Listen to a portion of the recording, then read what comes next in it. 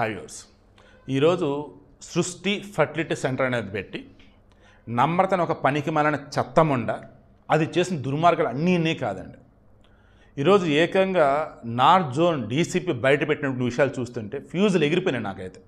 ఇందా చెప్పే కదా, వీర్యం అంటే స్పెర్మ్ కలెక్ట్ చేయడానికి 800 రూపాయల నుంచి 4000 రూపాయలు. మనిషిని బట్టి, వాడుకున్న ఫిజిక్ని బట్టి, వాడు బిచ్చగాడు, పిచ్చోడు కాదు బిచ్చగాడే, బట్ వాడికి అన్నీ తెలుసు.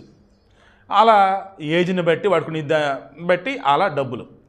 ముందు బిర్యానీ, ముందు శుభ్రంగా స్నానం, బీర్ అలవాటు ఉందా, ఓకే బీరు తాగు, బిర్యానీ తిను, ఫుల్ హ్యాపీయా, ఇదిగో బాటిల్ స్పెర్మ్ తీసురా.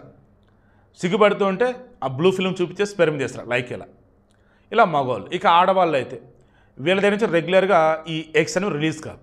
అందుకని అడ్డ మీద కొంతమంది కూలీని సెలెక్ట్ చేసుకొని వాళ్ళ అవసరాలను బట్టి, వాళ్ళ ఏజ్ని బట్టి మొత్తం చూసుకొని మధ్యలో ఏజెంట్లతో మాట్లాడుకొని ఒక్కొక్కరికి ఆడవాళ్ళకైతే 10,000 రూపాయల నుంచి 20,000 రూపాయల వరకు డీల్ మాట్లాడుకొని ఈ ఇండియన్ స్పెర్మ్ టెక్ సెంటర్ అని చెప్పేసి ఈ సికింద్రాబాద్ రైల్వే స్టేషన్ దగ్గర ఒకటి ఉంది. వాళ్ళు ఇవన్నీ జాగ్రత్త చేసి ఆ తర్వాత గుజరాత్లో ఉన్నటువంటి అహ్మదాబాద్కి పంపుతారు.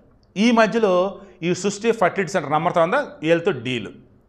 ఈ నమ్రతకు వచ్చేసి హైదరాబాద్లోని కుకట్పల్లి, కొండాపూర్లో బ్రాంచెస్ అండ్ మెయిన్ ఆఫీస్ వచ్చేసి రేసాల బజార్ మన సికింద్రాబాద్, అండ్ ఆ తర్వాత వచ్చేసి వైజాగ్లో బ్రాంచ్, విజయవాడలో బ్రాంచ్, ఒడిశాలో బ్రాంచ్, పశ్చిమ బెంగాల్లో బ్రాంచ్. ఈ బ్రాంచ్లన్నింటిలో కూడా చూసుకుంటూ ఉన్నప్పుడు మనకు అందుతున్న సమాచారం మేరకు అత్యధికంగా తెలుగువారు ఉన్నారు.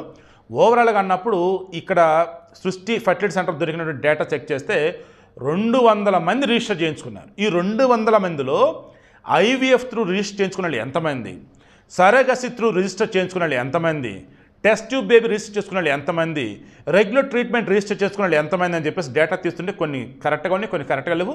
కరెక్ట్గా లేనటువంటి వాటికి సంబంధించి ఫోన్ చేస్తే అవతల అప్డేట్ ఇవ్వట్లేదు. కారణం ఏంటి, ఆల్రెడీ వాళ్ళ దగ్గర పిల్లలు కనుక ఉంటే ఆ పిల్లలు ఈ సృష్టి ఫర్టిలిటీ సెంటర్ నుంచి కనుక వచ్చి ఉంటే వీళ్ళు సొంత బిడ్డ అవునో కాదో అదొకటి ఇప్పుడు సమస్య.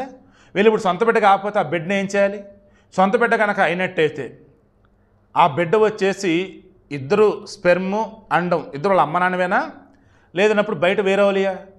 ఫ్యూజులు ఎగిరిపోతుంది ఇప్పుడు ఒక్కొక్కరికి. అయితే కొంతమంది ఫోన్లు ఎత్తట్లా, కొంతమంది వచ్చి అడ్డదిడ్డకు సంబంధించి పెట్టేస్తున్నారు. ఎందుకంటే రీసెంట్గా హ్యూమన్ ట్రాఫికింగ్కి సంబంధించి ఒక కేసు బయటకు వస్తే ఆల్రెడీ పిల్లల్ని కొంతమంది పెంచేసుకున్నారు, 2-3 సంవత్సరాలు కూడా అయిపోయింది, చక్కగా అమ్మ బిడ్డ కలిసిమెలిసి ఉన్నారు. హ్యూమన్ ట్రాఫికింగ్ అన్నట్టుగా పిల్లల్ని అమ్ముతున్నారు అన్నట్టుగా ఎవరు కొన్నారు, ఎవరికి అమ్మారేంటని తీస్తే నాకు తెలిసి 6 నెలలు 1 ఇయర్ అవుతుంది. ఆ బిడ్డలను తీసుకెళ్ళేనేమో ప్రభుత్వ కేంద్రాలు ఏముంటే చూశారు, అక్కడ పెట్టేశారు.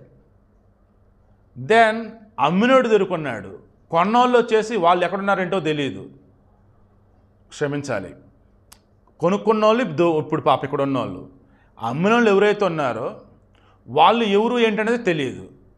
ఇప్పుడు ఆ బిడ్డను వాళ్ళు తీసుకుంటారో లేదో తెలియదు. ఇలా చెప్పుకుంటూ పోతే అసలు అటు ఇటు కాకుండా అయిపోయింది ఆ పిల్లల భవిష్యత్తు. అయితే బంగారు లాంటి పిల్లలు అట్లా.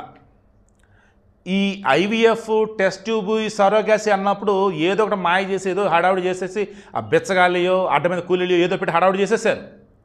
రియల్గా హ్యూమన్ ట్రాఫిక్ అన్నప్పుడు మంచిగా పుట్టిన పిల్లలే, అవతల పేరెంట్స్ కూడా చాలా మంచి వాళ్ళే, కానీ డబ్బు లేదు, పిల్లల్ని అమ్ముకున్నారు. ఆ పిల్లల్ని ఇక్కడ ఎవరు పెంచుకుంటున్నారు, చక్కగా ఉన్నారు, బాగున్నారు, ముందుకెళ్తుంది అంతా. ఇప్పుడు అకస్మాత్తుగా ఆ బిడ్డ వాళ్ళ బిడ్డ కాదని తెలిస్తే ఏంటి పరిస్థితి? అందుకు ఎవరు ముందుకు రావట్లా. ఆ నేరాజు లెక్క తీస్తే దాదాపు కోట్లల్లో డీల్ జరిగినట్టు తెలుసు. కోట్లల్లో 200 మంది అండి కొండాపూర్, కుకటపల్లి ఏరియాలో. అంటే మీరు అబ్జర్వ్ చేయండి, నీకు ఎంతమందో, ఎంత డబ్బున్నో ఆ రకంగా పిల్లలు కావాలని చెప్పేసి వచ్చి పుణ్యం ఉండి దికనన్నా ఎవరో ఏదో పిచ్చి కోతలకు వస్తానని చెప్పేసి అవి పట్టించుకొని మీరు బాధపడుతూ ఉండకుండా ప్రశాంతం మీరు బతికండి, మీరు బతకండి. ఎవరైనా తేడా కనుక వాగితే జస్ట్ ఇగ్నోర్ దెమ్ అంతే. ఈ నమ్రత కేసుకు సంబంధించి ఇంకెన్ని బయటపడితే చూద్దాం. మనకన్నుతున్న సమాచారం మేరకు నేనేం తప్పు చేయాల, నన్నేం చేయలేరు అని చెప్పేసి వాదిస్తుందంట. ఆ కథ అంటే కూడా మాట్లాడుకుందాం.